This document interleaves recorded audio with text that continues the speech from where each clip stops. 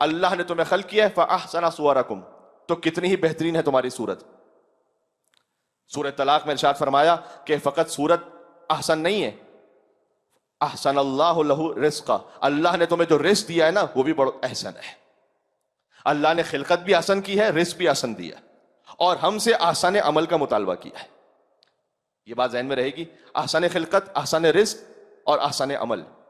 احسن عمل کا ذکر جانتے کہاں ہے؟ سورہ ملک میں، کہ بابرکت ہے وہ ذات تبارک الذی بیدہ الملک وہو علی کل شیء قدیر الذی خلق الموت والحیات لیبلوکم ایکم احسن عملا.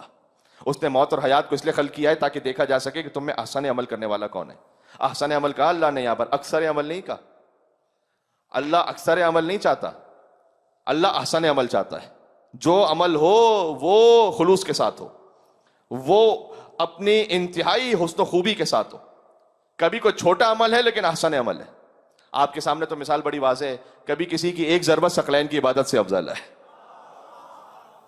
اللہ اکبر، کسی کی ایک ضربت ثقلین کی عبادت سے افضل ہے. کسی کا ایک رات سو جانا، وَمِنَ النَّاسِ مَن يَشْرِي نَفْسَهُ ابْتِغَاءَ مَرْضَاتِ اللَّهِ وَاللَّهُ رَءُوفٌ بِالْعِبَادِ. انسانوں میں سے ایک ایسا ہے کہ جو اپنے نفس کو بیچ دیتا ہے، مرضی پروردگار کو خرید لیتا ہے.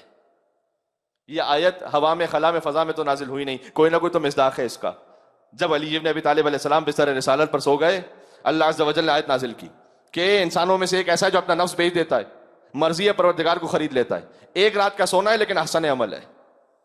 یہ نام محبت کو ڈبویا نہیں کرتے، وہ جان کا خطرہ تو یہ رویا نہیں کرتے. جان کا خطرہ ہے نا اس وقت وہاں پر، کفار نے گھیرا ہوا ہے، وہ جان کا خطرہ تو یہ رویا نہیں کرتے. بستر نہ ہو احمد کا تو سویا نہیں کرتے، بستر نہ ہو احمد کا تو سویا نہیں کرتے. ہر فہم سے بالا ہے یہ حق کا ولی ہے. بھائی ہر فہم سے بالا ہے یہ حق کا ولی ہے. سوئے تو محمد ہے، جاگے تو علی ہے.